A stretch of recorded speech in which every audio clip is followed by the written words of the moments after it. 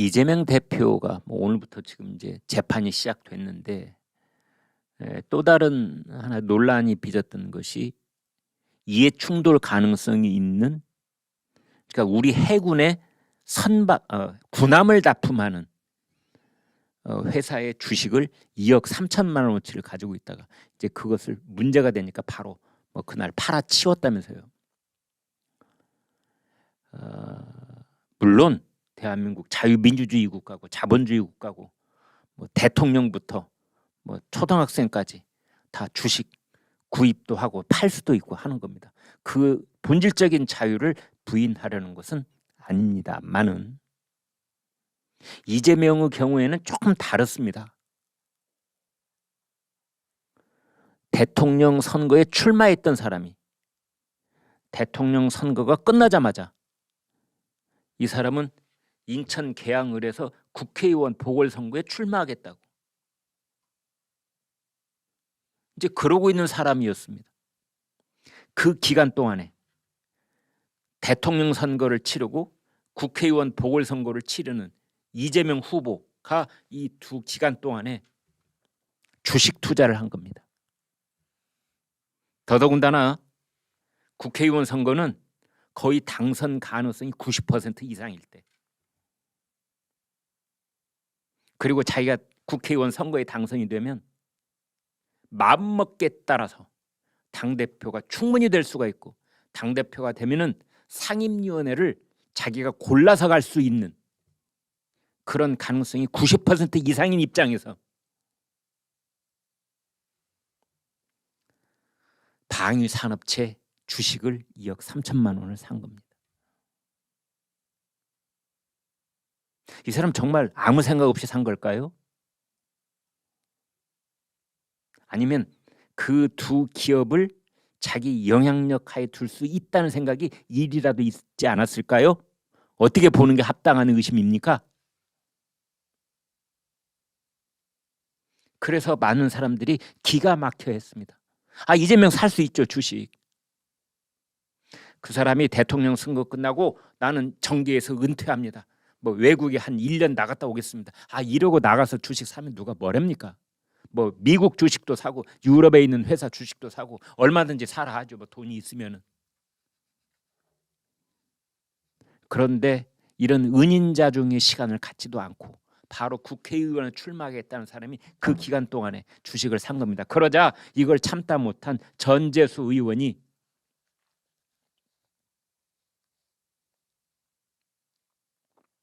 여기에 대해서 이제 비판을 한 겁니다. 전재수 의원이. 그러자 아니나 다를까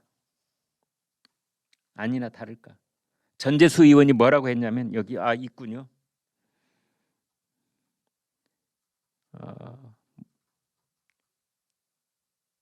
민주당 대선 후보였는데 그걸 생각한다면 개인적인 이익, 개인적 사익에 해당되는 주식 거래는 이재명을 지지했던 사람들에게 실망스러운 측면이 분명히 있다. 그랬더니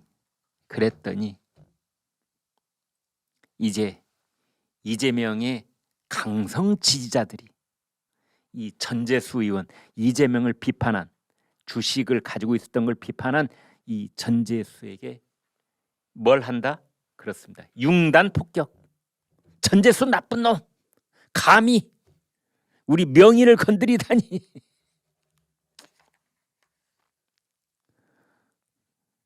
몇 줄만 인용해 드리겠습니다. 손해보고, 손해를 좀 봤다고 그러죠. 2, 3천만 원 손해를 봤다고 그래요. 안 해도 되는 전략 매도까지 했는데 무슨 소리냐? 안 해도 되는 전략 매도는 아닙니다. 이거 심사를 해서 당연히 매도를 될 거라고 저는 봅니다. 국방위원회 소속인데 이재명이 그 국방위원회가 감사를 하는, 국정 감사를 하는 그 두 방산 기업의 주식을 샀으면 당연히 이해 충돌이지요. 이건 100번 이해 충돌입니다.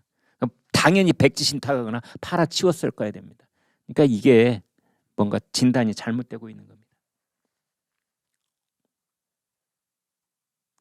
패배한 사람은 죄인처럼 방구석에서 눈물만 흘리고 있어야 되느냐? 국회의원 중에 주식 거래 아는 사람 몇이나 있냐? 뭐 이런 식으로. 근데 여기 또 심한 말도 했더라고요. 난파선에서 GXX가 먼저 빠져나온다더니 왜 그런 말이 있지 않습니까?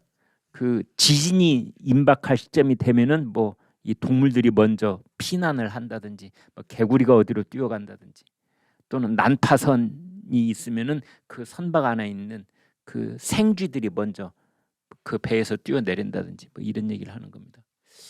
근데 이런 댓글을 쓰는 강성 지지자를 저는 이해를 못 하겠어요. 민주당이 난파선이라는 뜻인가? 그러니까 전재수 의원을 난파선에서 뛰어내리는 GXX라고 한다면 그건 뭔 말이야? 이재명 지지자들이 보기에 이재명이 대표를 맡고 있는 더불어민주당은 이재명 스스로가 사법 리스크가 중첩돼 있고 오늘 드디어 그 첫 번째 공판이 시작됨에 따라서 이제 더불어민주당은 난파선이 되고 말았고 이 난파선에서 전재수가 맨 먼저 뛰어내리고 있다는 그런 뜻입니까? 아니 이거 어떻게 이해를 해야 됩니까?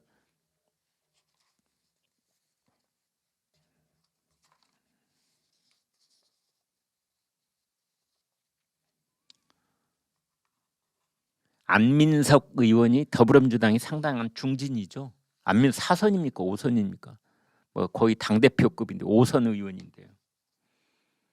그 지금 연일 그 윤석열 대통령 퇴진 이야기를 하고 있는 김용민 의원에 대해서 용기를 지지한다 그런 얘기를 또 했네요. 근데 여기서 참 이상한 말은 이런 얘기를 했습니다. 그 이제 이재명 대표의 사법 리스크에 대해서도 민주당 내부에서도 비판 목소리가 있거든요. 그것을 갈치 정치라고 했네요. 갈치 정치. 그래서 갈치는 갈치를 먹고 큰다. 이런 갈치 정치는 이 시국에서 굉장히 심각한 해당 행위다 그랬는데 혹시 갈치에 대해서 잘 아시는 분 있습니까?